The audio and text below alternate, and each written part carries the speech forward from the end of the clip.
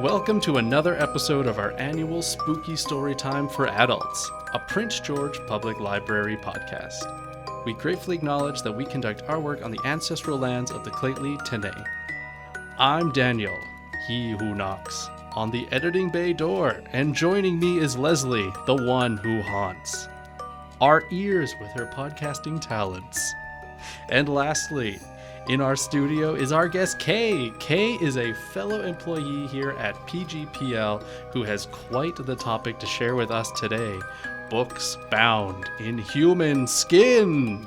Kay is here to tell us about the history of bookbinding with the material we all know like the back of our hand.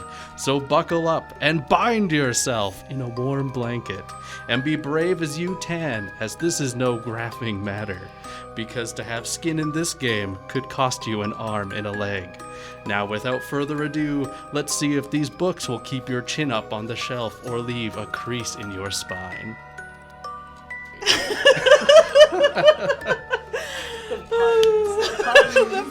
The puns. Welcome, Kay. Thank you. It's very exciting to have you here. It's very exciting to be here. You are going to tell us about what some people might consider to be something quite disgusting or fascinating. And I cannot say what it is because I can't pronounce it. Can you please tell us? I would be delighted to. I have come to talk just a wee bit about the practice of binding books in human skin, otherwise known as Anthropodermic Bibliopegy. And no, okay, I'm not even gonna try. Sorry, I thought that maybe I would take this opportunity to learn and try. I don't think it's worth it. Is that one word? I think it's 2 words. 2 words. Okay. Amazing. So, Kate, could you please start us off with a quick explanation of what a human-bound book is? Absolutely. The short answer is exactly what it sounds like. So human-bound books are books bound in human skin. Nice and straightforward. Yes, it's very straightforward. Very shocking. So why human skin? Why does somebody do that? What's the history there? I mean, that's a really good question. I don't know that there is a be-all, end-all perfect answer to that, and especially considering that there are actually very few books found to be bound in human skin. So there's a group based out of the US called the Anthropodermic Book Project, and they're dedicated to testing alleged human-bound books, and so far they've only actually identified 18 anthropodermic books out of an alleged 50-51. Okay. So with such a small sample size, it's hard to be like, this is the reason why. But from what historical evidence does exist, what we do know is that it was primarily done by doctors in the 19th century with access to human cadavers. Okay. So, all right. So professionals that you're supposed to trust. Okay. Mm-hmm. Okay. Very good. Oh, I just got a real strong image of a lab coat and bubbling lab tech equipment and a mad scientist. Okay. Yeah, it sounds like it could be something from a Cronenberg film. I'm curious if you know, so 51 books. So there was 51 people out there who said, I'm pretty sure my book is made of human skin. And they brought it to some experts. And then 18 of those were confirmed. Yes. Do you think the others were disappointed? Or do you think they got to take their book home? I don't think so, because there would still be the lore around the book. Oh. And these are still also historical books, so it's not as though they're losing any value in that regard. Okay. So it's not like somebody is cleaning out their parents' basement. No, it's right. Generally institutions and private collectors who seem to have these books. So what gets written in a skin book? Mm-hmm. So it seems to be a range of things. There's one example of a doctor who took human skin from a deceased patient and used it to bind a series of medical texts. But it can also go to the other end of the spectrum. For example, there's a book titled The Highwayman, Narrative of the Life of James Allen, alias George Walton. And it's his deathbed confessional that he requested be bound in his own human skin. And that was a deathbed confession that he made while in prison in 1837. So it's his memoir. Effectively, yeah. Okay. And then somebody honored this Yes. wish. Okay. Some good person Some very good person. with no doubt the best intentions.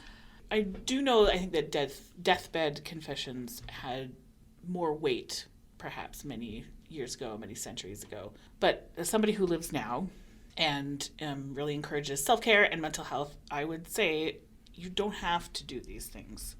If somebody asks you to do this and it's their deathbed, you do not have to if it's going to harm you in any way. Yes, Just disclaimer. I think you would also be hard-pressed to find somebody willing to provide that service. Yes, I sure hope so. So we know that most often these were done by doctors who had access to cadavers.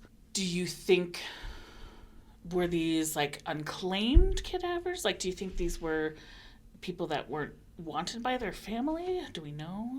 That's a really good question. I would assume they were probably people who, at the end of their life, were not connected to their family, Right. or else their Yeah. family was unable or uninterested in reclaiming the body. Okay. I couldn't say for certain, though. But yes, it does raise very interesting questions about consent during this time, and with the exception of, James Allen. Yes. About who, if anyone, actually agreed to have their skin taken and turned into bookbinding. I mean, it is, like the way we memorialize someone now, like, there's the park bench and stuff like that. You do wonder. So a book, I guess, is pretty cool, so right? So what you're saying is we need park benches bound in human skin? It's a way to... Please no. Oh, please no. What is the most frightening thing that you have found in a book?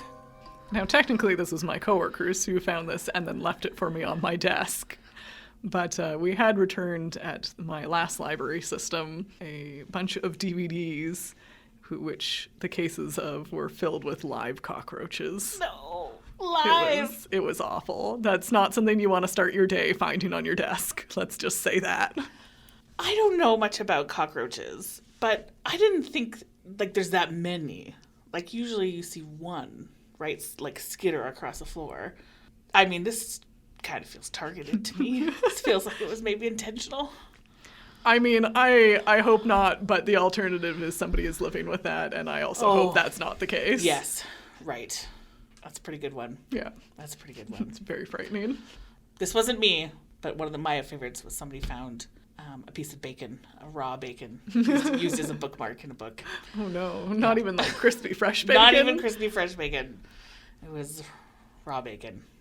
If anybody's interested in finding out more about what library workers find in books that have been returned, just Google it. It's all over the place. It is. There's some phenomenal things that people have found. Is there a non-skin bound book on this topic where someone could read more and learn more? I'm so glad you asked. So yes.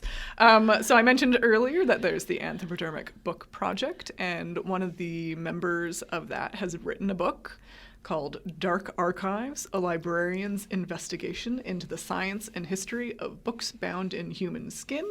And it's written by Megan Rosenblum, and it is a phenomenal exploration of the history of books bound in human skin and the folklore surrounding it. And she does touch a lot more on the issue of consent with these books. And yeah, it's just an absolutely fascinating read. I highly recommend it. That's very cool. And we have that. Prince George Public Library has that. We do indeed. Yes. Excellent. Is there, so this society, I still can't say the word. Is there a way to view these books? Are they in a museum or anything like that? So I was on their website before I came, and unless the institution that has approached them to get their books tested has given explicit consent, they don't actually disclose where the books are held because, as you might imagine, it is a little bit controversial to have books bound in human skin. Oh my gosh. But that said, there are a number of institutions, if you just do a Google, that will either claim to have them or do have them and have made it clear that they own one in their collection. I'm actually kind of terrified of the idea that there's like a secret collection somewhere. Somebody just, I don't know, gonna stumble across it. Have you come across any stories where making a book out of skin made more sense instead of an animal skin? I thought about this, and really, this feels like a bit of a jokey response, but Okay. the only good response I could think of was the Necronomicon, which isn't even really a real book. It's Right. a fictional book that is present, from H.P. Lovecraft's mythology, and it pops up in many other places, but that was the only book that came to mind where I was like, yeah, that would be a book that would make sense to bind in human skin. Otherwise, no. Well, that's really interesting because I think there must be famous books bound in skin that are actually fictional. That would make sense. And then there's also in the movie Hocus Pocus, Yep. I'm pretty sure Book, which is its name, it's called Book. Book. Yeah, I think it's perhaps made from human skin, or at least It has an eyeball. it has in an it, eyeball. at the very least. Yes. And in the sequel, it has an entire personality unto itself. Spoilers. Yeah. Oh, sorry. Spoiler in the sequel.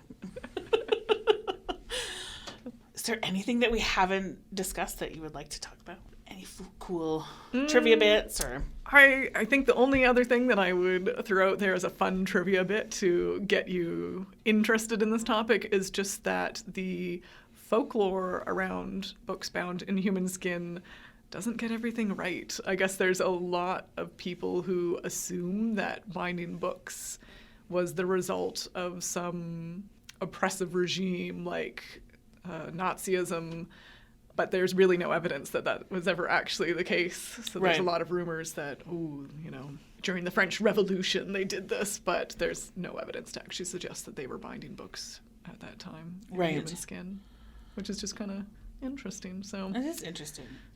That must come out of fear. Like, this is such a dark topic. This is such a scary thing. Let's try and find a plausible reason. yes, I think so. And Yeah. just that you wouldn't want to imagine that sane, quote unquote, civilized individuals are the ones who are binding books in human skin. It's much easier, much more palatable to imagine it as An extreme. an extreme. Yes. Yeah, Yeah. for sure.